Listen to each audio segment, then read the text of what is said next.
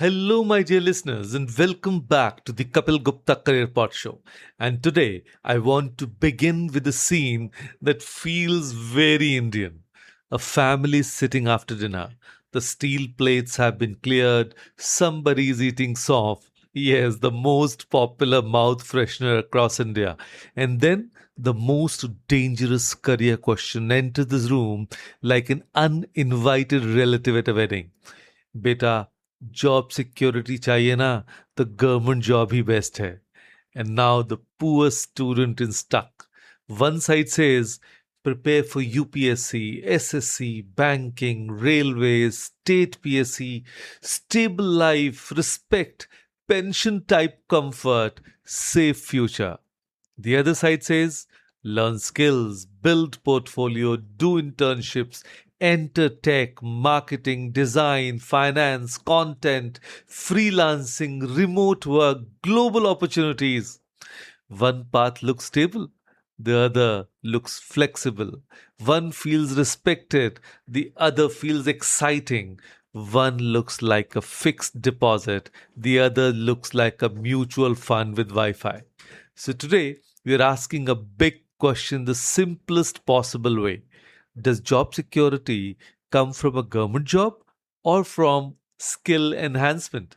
And I want to answer this not like a motivational poster, not like an angry debate show, and not like one more confusing YouTube thumbnail screaming in red letters.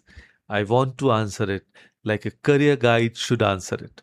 Honestly, deeply, and in a way that helps a real student make a real decision.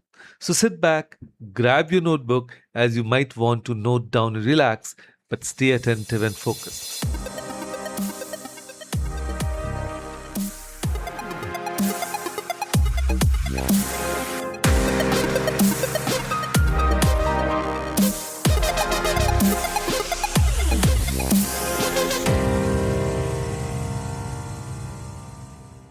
Hi, I'm Kapeel Gupta, career coach, life mentor, and founder of Study Abroad Academy.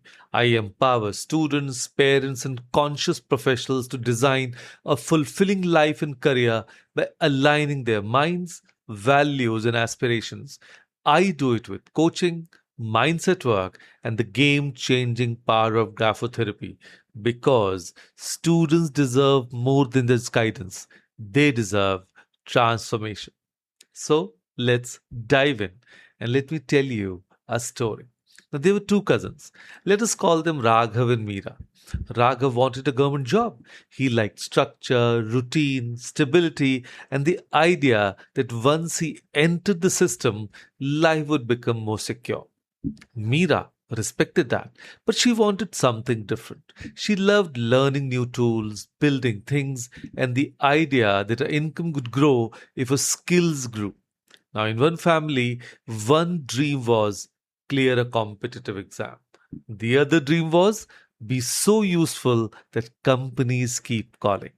Both were serious, both were hardworking, both were scared.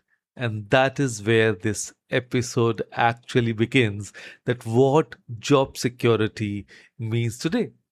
Yes, first we need to understand what job security actually means in 2026. For many people, job security means one thing a steady monthly salary.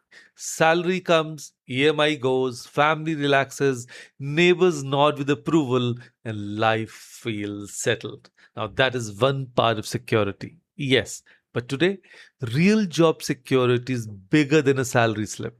It includes financial stability, employability, mental peace, future proofing, and the ability to recover if one door closes. Now, because let us be honest, a job can be secure and still not make you secure. You may have a regular salary and still have low confidence, outdated skills, poor growth, high frustration, and zero backup plan. Now, that is not full security. That is only fixed income wearing makeup. A better question is this: if your current job disappears, how quickly can you become valuable again? Let me repeat that. If your current job disappears, how quickly can you become valuable again? Now, that is employability. That is modern security. Your job is one chair, your skills are your legs, and if the chair breaks, can you still stand? Now, this matters because the world of work is changing fast. The World Economic Forum's Future of Jobs Report 2025 says employers expect 39% of workers' core skills to change by 2030. Think about that for a second. Nearly two-fifths of what people know today may need updating in just a few years. So, if the market is changing so fast, then security cannot come only from a designation. It must also come from the learning part. And let us place that in the Indian reality. India's labor market is improving in some ways, but pressure is still very, very real. The government's latest PLFS press note says youth unemployment for ages 15 to 29 was 9.9% in 2025, down from 10.3% in 2024. Now, that is better than before, yes, but it still tells us that many young people are competing hard for opportunities. So, when lakhs of students are chasing limited openings, security has to mean more than, I hope one exam changes my life. So, if you ask me, sir, is a steady paycheck the same as security? My answer is not fully. A steady paycheck is one layer. A strong skill stack is another layer. Mental strength is another. Financial habits are another. Network is another. Clarity is another. Real security is not one brick, it is a wall. So now let us come to the juicy part: government job versus skill based career. Now let us first respect the government job dream properly. Many people laugh at it without understanding why it is powerful. A government role can offer structure, predictability, public respect, clear rules, formal benefits, and a sense of long term steadiness. Now, for many families, especially middle class families, that is not a small thing. It means reduced fear, it means dignity, it means sleep. Yes, sound sleep. And yes, for some students, a government career truly makes sense. If you value stability over speed, service over hustle, structured work over chaos, and you're willing to sit with long preparation cycles, then the government route may fit your personality. Now, there's nothing old fashioned about choosing stability with full awareness. But there's a catch: the road is brutally competitive. UPSC's own annual report shows that in Civil Service Examination 2022, 11 lakh 35,697 candidates applied, and 5 lakh 73,735 appeared, and only 13,090, yes, 13090 qualified the preliminary stage. Then in Civil Service Examination 2024, the final result initially recommended 1,009 candidates against 1,129 vacancies. Now, these are not don't try numbers. These are understand the odds numbers. They tell us that the dream is valid, but the funnel is very, very tight. So, the advantage of a government path is not that it is easy, it is that if you get in, the structure can be strong. The disadvantage is that the entry gate can become a multi year emotional roller coaster. Some students prepare with focus and maturity.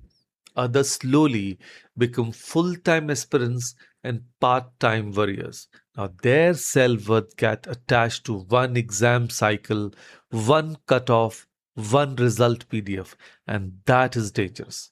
So, now let us look at skill based careers. A skill based career can mean many things today. It can mean software development, cybersecurity, digital marketing, finance, UI UX design, video editing, content strategy, data analysis, sales, product management, AI tools, freelancing, consulting, cloud, no code building, communication training, or domain based work in healthcare, law, education, sustainability, and much more. Now, the big strength here is mobility. If you keep learning, your opportunities can multiply.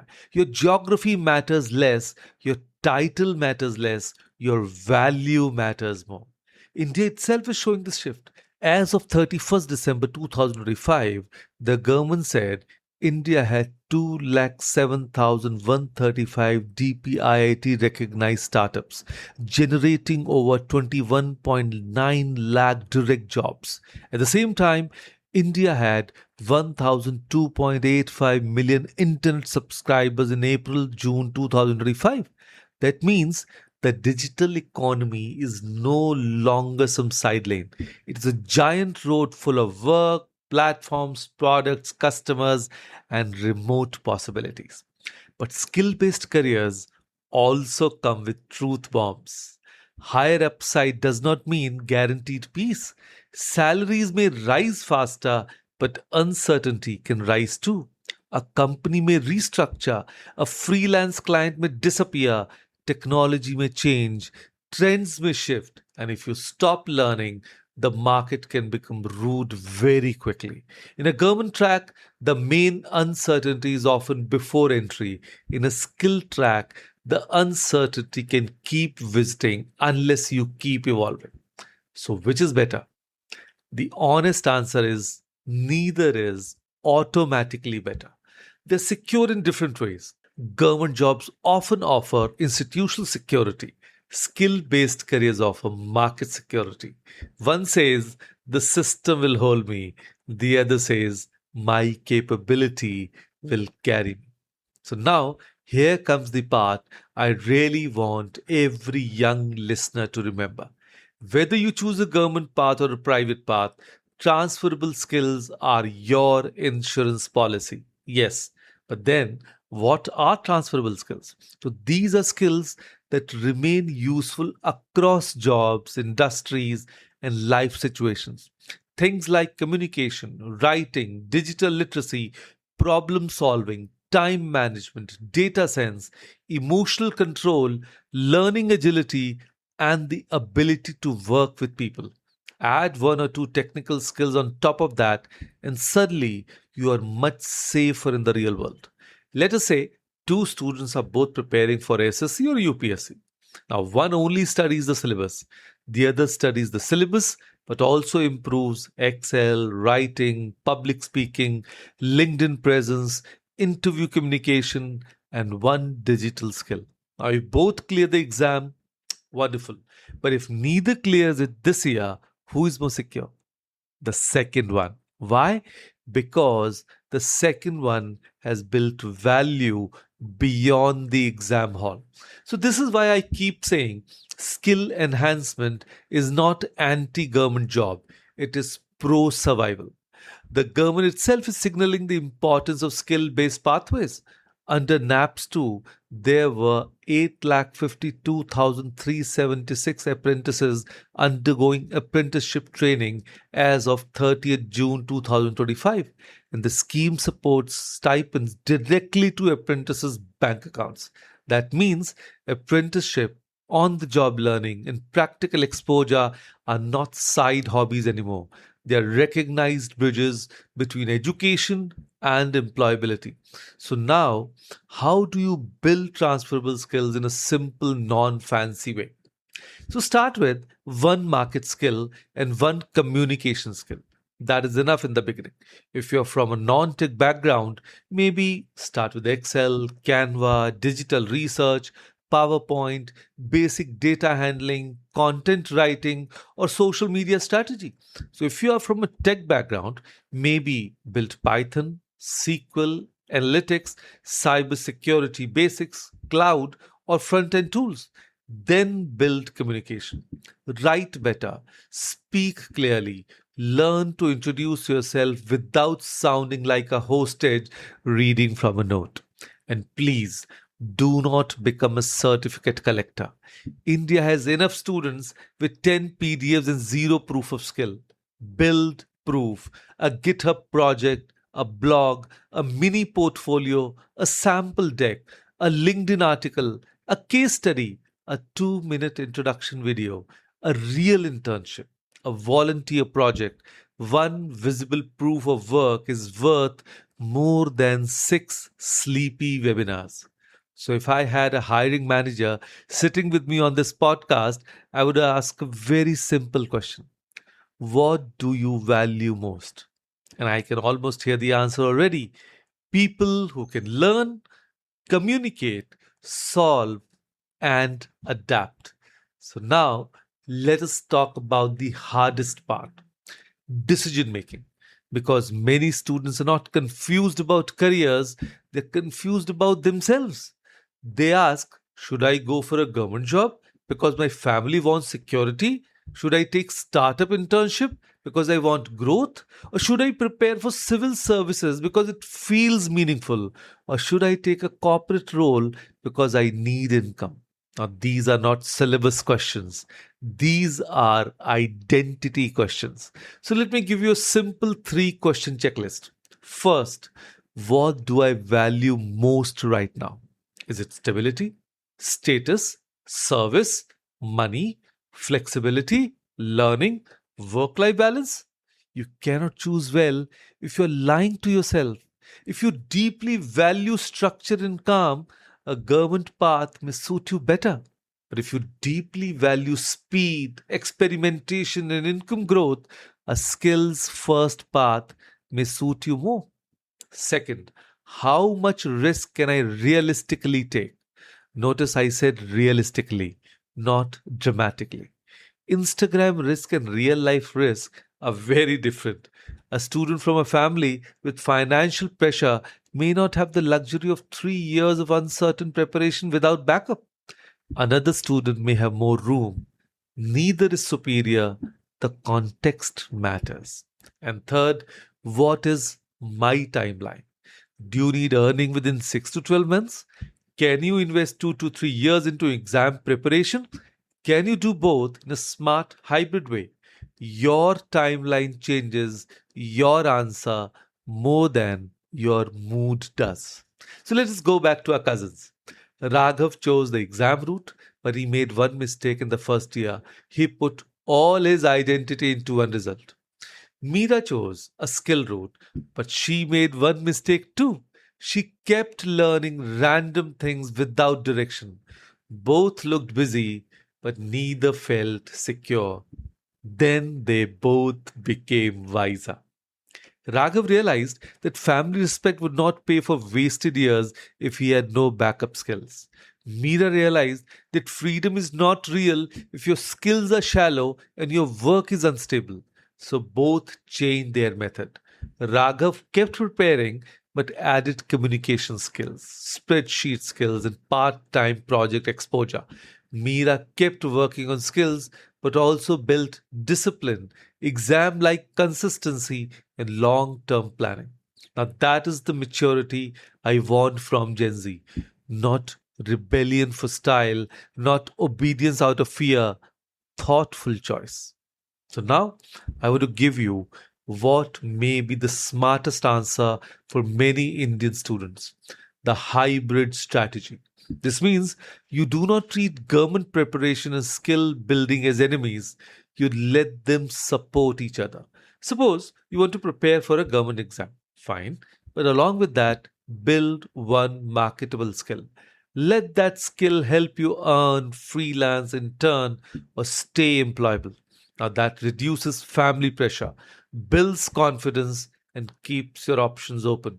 Or suppose you're already working in a private role but still dream of government exam. Fine.